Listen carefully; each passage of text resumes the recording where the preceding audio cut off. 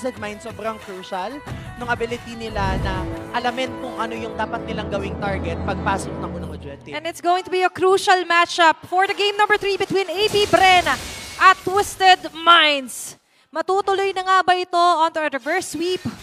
Or baka naman may iba pang pinaplano dito ang AP Bren. Pero ngayon, para sa game number 3 natin, babalik nga tayo sa matchup on mid lane. Ang ganda rito ha. And nakita natin yung aggression ni Escalera. At ngayon lang ulit tayo nakakita na nakatank itong si Escalera. Na siguro na-miss niya. And ang ganda ng switch. And para sa akin, mas okay yung ganitong klaseng lineup. Kasi mas makakasama si Escalera. Tapos yung pagsama, James Mac sumama kagad dun sa may bandang ibaba. Winashing-washing dito si James. Pero makakatras din. Grabe yung commitment doon ni Derno na nakita pa natin na willing siyang i-exhaust yung flicker niya this early. Just so ma-prevent or somehow mabigyan nga ng sindak factor doon si James. Pero babalik tayo dito, Auntie Anara, sa ano ba yung gustong i-achieve ng lineup for AP Bren? Yeah, for AP Bren, again, faster rotation sa mid. Nakikita natin na ina-execute nila yan.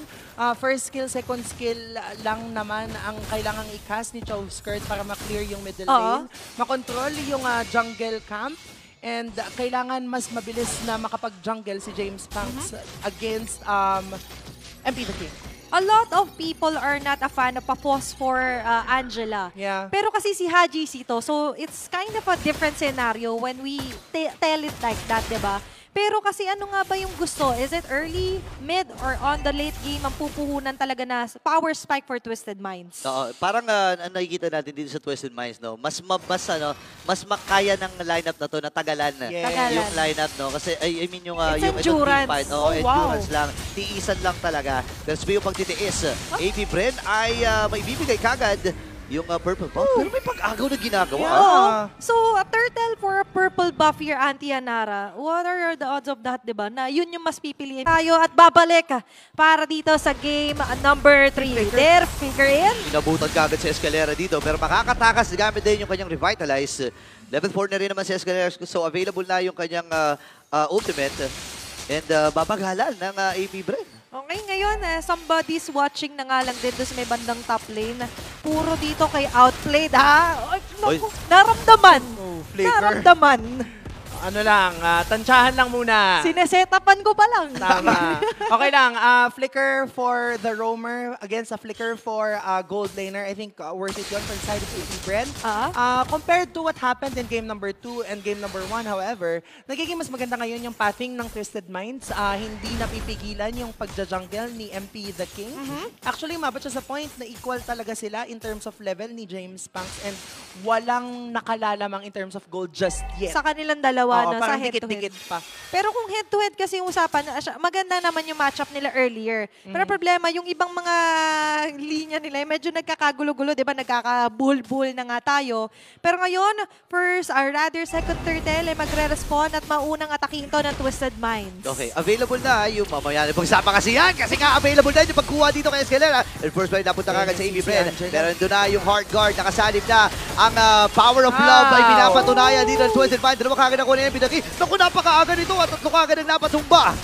Iba rin talaga yung dadadagdag ng heart guard.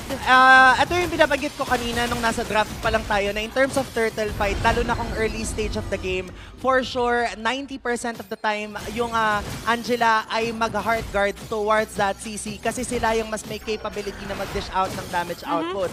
James and Haji, both were able to tear down yung mga frontliners ng AP Bren and ma-box out in a way. And with that, dahil sila na yung nakakuha ng advantage dun sa second turtle, na-equalize nila yung laban and mas nakalamang pa technically si MP the King kasi nakakuha siya ng purple buff nung first turtle. Tsaka nagbukang instant yung kills na yun kasi nga na-prolong nila yung buhay. Yes. Nung pagpasok nga doon ni James, that was a beautiful execution talaga na napansin mo doon, Auntie Anara. Pero para sa AP Bren, ano naman yung pwede lang answer doon? Kasi kung dikit-dikit, lugi sila eh. Kaso mirror din yata sa baba. Yeah. This is similar to what's been happening all throughout the match na hindi napipigilan si Shizu. May spasyo na naman si Shizu in this Harriet. Ang difference na kay Harriet siya instead of a Granger na ginamit niya for 2 consecutive games. But now, minirror nga lang ng Twisted Minds. Ibig sabihin, in a way, almost equal yung magiging gold ng ating gold laners. Okay. Abang agad dito si MP the King at may Makikita salubong si ton. Kikidot. Nakuha kagad, Kikidot na naman ang namatay. Ngayon, si MP the King ang pupuruan. Hard guard. Pero sakto lang yung hard guard. Ay, Kay nakasurvive! Haji, si Abram the Guardian. Wow! Dalawang abutan. Hindi, Ang isa lang. kunat! Nanakap din. And there, mamamatay. Ngayon si Shizu ang nabigyan doon sa naging tagpo na yun. 1-6 ang ating score. Labak at Twisted Minds. Ang kunat na nga initli ng isang alis. Yeah. Pinatungan mo pa ng heart guard. Ngayon, paano at saan kayo kukuha ng pwedeng to more down ng ganito early kay MP the King? Sino ang pwede natin maging tagapagtanggol for AP Bren? Yeah, right now wala pang ganong kalaking damage output si Shizu kasi ang item build pa lang niya ay wala pang ang first core item. Ako, kaya ba nilang i-verse ito? Kasi any moment ay tatalon. Pero alam ata nila walang ultimate. And Escalera ay mamamatay. Andun yung Zaman Force pero makaka-figure out lamang itong si RGZ. That's the thing eh. May marami silang in-exhaust doon alone for Escalera. And na versus Twisted Minds na okay lang kasi turtle tapos nakapag-push siya mid lane earlier si MP. 'Di ba? So, parang all in all, nakakalamang pa rin ang Twisted Minds. Yeah, right now, yung 1.25k gold lead na to ng Twisted Minds is something na kailangan na ng pangawakan kasi yung lineup na meron sila, talking about the Alice as well as the Granger, naturally, pang late game, mid to late game talaga. But the fact na nakakasabay sila earlier on into the match means na they are on the right track. Yeah, and so far, onto our BPI gold leader, nangunguna nga si MP the King. You Correct. said you're on the right track and investment-wise, maganda agad yung pinupuhunanan agad dito ng Twisted Minds. Especially na ganito na nga well-farm ang isang Oracle Alice. So what more na ngayon ay naka-Plus of the Oasis na rin by the way ang isang Angela. Kaya masaasahan natin later yung ganong klase mga extended na life niya. Yeah, kung kanina yung nagiging trend, especially kapag Turtle ay yung Angela ay nag-heart guard against dun sa CC, I think right now medyo magkakaroon ng variation na yung sa Alice naman siya mag-heart guard. Kasi Alice na yung mauunang pumasok kapag nag-teamfight. So, ang daming option here for Twisted Minds and it's up to AP Bren to eliminate some of the threats na nga lang din. Nakalakip nga ng option. Correct. Kaso, ang option din nila ngayon muna ay dumipense kasi ipit talaga sila sa mapa. Mahirap talaga to. Again, as compared ng games 1 and 2, Twisted Minds kasi ngayon, mas mabilis ang Kasabi pag-level lang. dito ni Haji Z ngayon. Ang magiging punteriya ay walang iba kundi si Kekidot. Diretso lang Naging stuck lang nung Sky Pierce na yun. Ngayon, aararuhin na kagad ng Twisted Minds. Papasok din doon sa madalikuran si Chopskirt. Ay napop na rin yung kanyang Pride of Eyes of Flicker. Nagamit din ni Chopskirt. Pero fast there, Flicker out. Nasakit na rin yung mga pokes from Twisted Minds. Niraratrat na. MP the King, parang may tao dyan. Sige. Di ba ganun lang yung reaction nila doon, Andy? Yeah, ganun kalakas yung confidence ni MP the King sa healing na meron siya. Kasi nga naman naka-oracle na siya and level 13 na siya. Ibig sabihin, malapit nang ma-maximize yung kanyang passive. Yeah. And then, aside from that, meron ding Flask of the Oasis. Si Haji, kagaya na nabanggit kanina ni Burrito. Ibig sabihin, magkakaroon ng shield na ma-generate kay MP the King the moment na bumagsak yung health niya onto a certain threshold. Ito na yung oracle na binabanggit natin. Lalong kumunat si MP, lalo pang kumapal yung kanyang healing. Okay, binabanggit pa lang natin yung kakunatan here for MP the King. May pang-shred naman din sana sila. Yes. Kaso ang problema ay hindi pa siya activated as of now. It's not yet ready. Kumbaga, kailangan mahinog sa pilit dito si Shizu. Ayan na si Kaso MP. nga lang, pag pinipilit minsan, Si Keke. medyo nakakapamilipit. Ay. Kaya kadat malalim. Delikado ata si Kekidot dito pero tatalo na Jones rin James. Yo. Pero sa may madalikuran Delikado. naman, papasok si MP the King. Andun na naman yung Power of Love mula sa Twisted Minds. Heart Guard lamang at Love Waves ang isinasagot ni Haji Z. Correct. At malayang Lord para sa kupunan ng Twisted Minds. Pag-ibig na lang ang isipin talaga. Pag-ibig. Bawat isa. Pag-ibig ang puhunan ng Pag-ibig Twisted ang sagot, Minds. diba? Grabe. Love ang pinakita ngayon ng Twisted Minds. And ito yung binabanggit natin kanina na because of the variation coming from this Angela na Haji has been using since last season, yung ability niya na magkaroon ng added sustainability on top of the existing sustainability na meron yung Alice, yun yung nagiging threat talaga. Kasi nakita na si Haji, the moment na nakalaman niya na nandun si Ayan na Job naman. Skirt, wala siyang pakialam. Blood Orb, tapos pagkatapos ng Blood Orb, binurst down niya yung damage. Grabe yung sequence dito ng MP the King. Nababasa mo, alam mo naman yung combination, pero ang problema, hindi ka makaiwas. Kasi nga, Winter's kailangan Crown mo rin makipagsabayan na parapan. And you mentioned, magwi-winter crown pa siya. So, Okay. ngayon, paano na lang din ang life for AP Bren.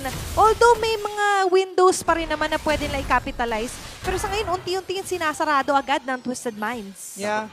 Maganda din na naka-fleeting time na si Haji right now. Ibig sabihin na kapag nagkaroon ng extra assist or kills, ay may ability siya na magkaroon ng lesser ultimate. Kaya nga ngayon, nandito tayo sa bot lane.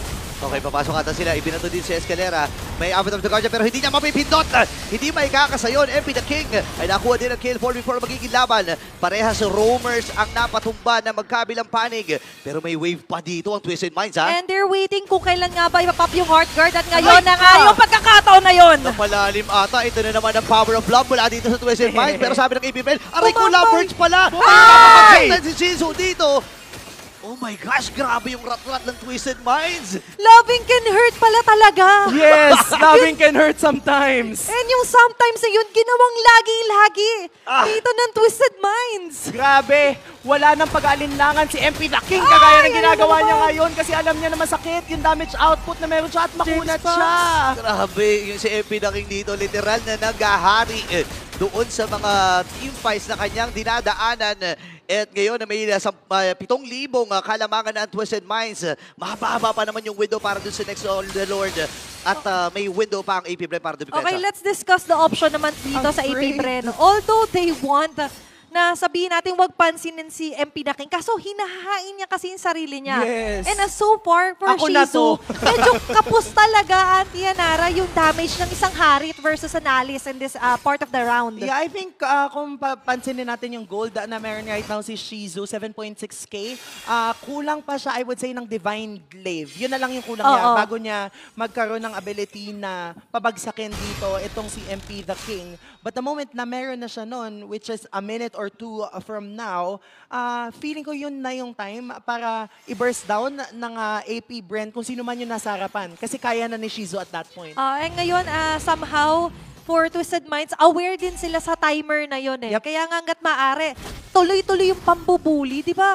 Even MP the King, without the Heart Guard, ganun nakasakit yung na-inflict niya.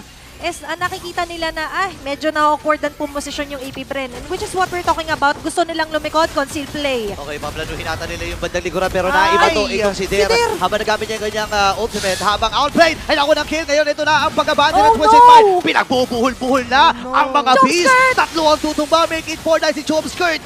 Ay mamamatay din. James Punks na lang ang natitira. Diretso na nga ata ang Twisted Minds dito. Meron sila mga minions na kasama yung James Punks. Kailangan niyang depensahan ito pero hindi sasapat ang kanyang effort. And AP Bren ay tutumba na sa mga kamay ng Twisted Minds. Twisted Minds Philippines will finally secure their first series win ngayong Season 15. Victory! And definitely one for the books. Yung naging Angelo opening here for Haji C to secure that final game win laban sa AP Bren.